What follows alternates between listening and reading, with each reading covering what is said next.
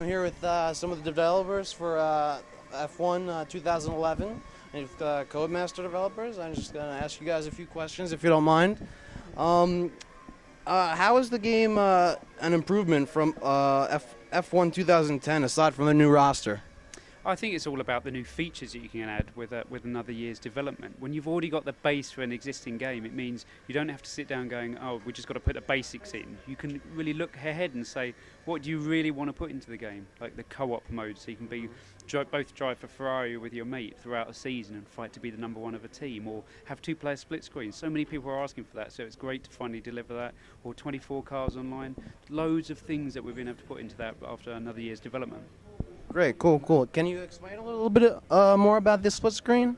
Yeah, so split screen is you and your buddy can just play locally on one machine, so you can set up any kind of Grand Prix that you want. Maybe you want to play through different sessions, or stereotypically it would just be you're going to pick your favourite track, like Monaco maybe, or Montreal, and you've just got the horizontal split in there. You can pick different teams, you get the kind of full grid in there as well. So it's kind of things that people really enjoyed in games years and years ago that have sort of real resurgence this year.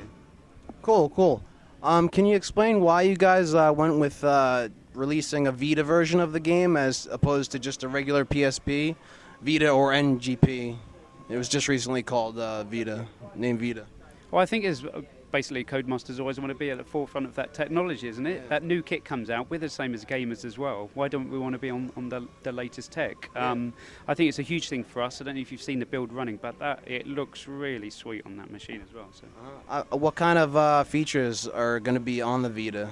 Well, how are you going to take advantage of it? Well, the guys are still working on a control scheme. It's Sumo Digital, who did an amazing job on the Wii title in 2009. They're back involved with us now, so we're doing the full console versions at the moment. We work hand in hand with Sumo, so they've got some really good stuff in terms of controls and tech, and I'm sure they'll be talking about that very shortly. Cool. Has the game been designed with a lead platform in mind? Yeah, I mean, I think Paul will explain a bit about that.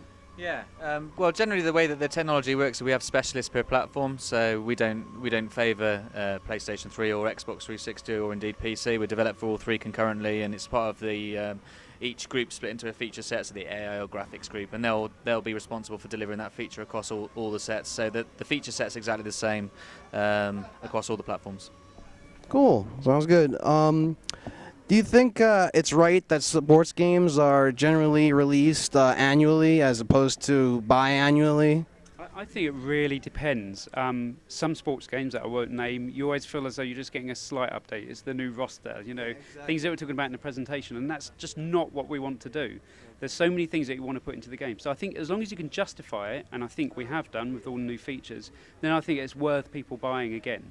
That we're trying to sell it to those people. So the success will really come from how many people buy this next title, and I think it's way more than an update, so they should all buy it again. Okay, cool. So it just basically depends on the game, the kind of game. Okay, cool. That's pretty much all I have. Thank you for your time, guys, and I can't wait for the game to come out. Thanks very much. Cheers. Thank you. Take care.